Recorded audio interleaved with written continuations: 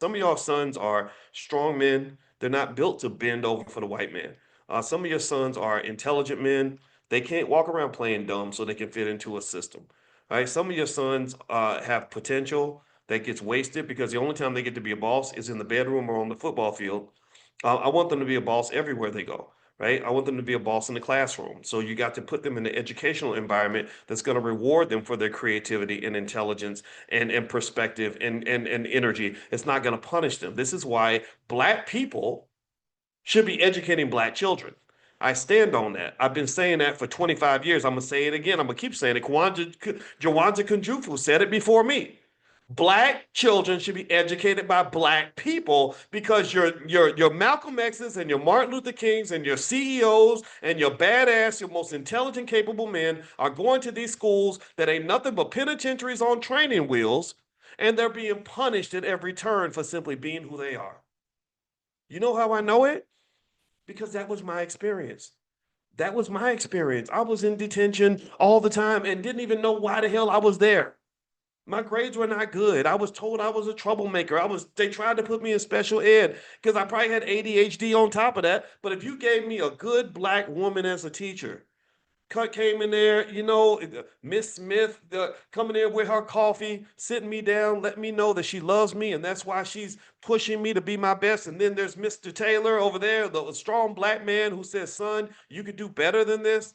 Oh, I would have been the best kid in the fucking class. Excuse my French, I cussed. I'm not gonna do it again. I would have been the best kid in that class. I would have had the best grades. I would have been the highest achiever. I would have performed at a high level because I'd want to do right by Miss Smith and do right by Mr. Taylor.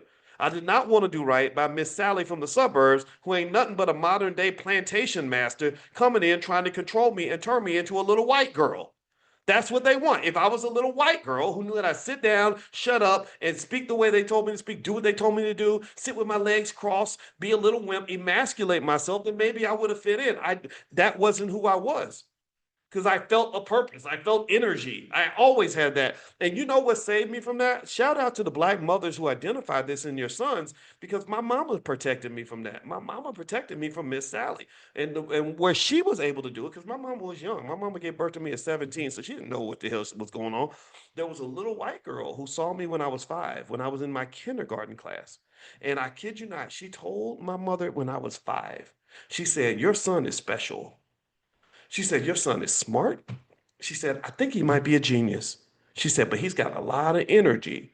And she said, "What's going to happen is when he gets in public school, they're going to punish him a lot and they're going to try to put him on medication." And that lady told my mother, "Don't you let them do that because nothing's wrong with him." And I'll be damned if my mother didn't defend me to the death.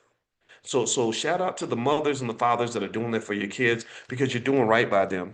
And so what I'm saying to you, going back to the video, let's circle back and talk about what I was discussing so it doesn't sound like I'm going all over the world.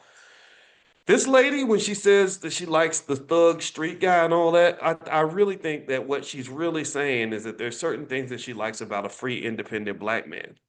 And a lot of our boys are trained to believe that either you're gonna go to prison or the cemetery, or you gotta go hang out on the corporate plantation.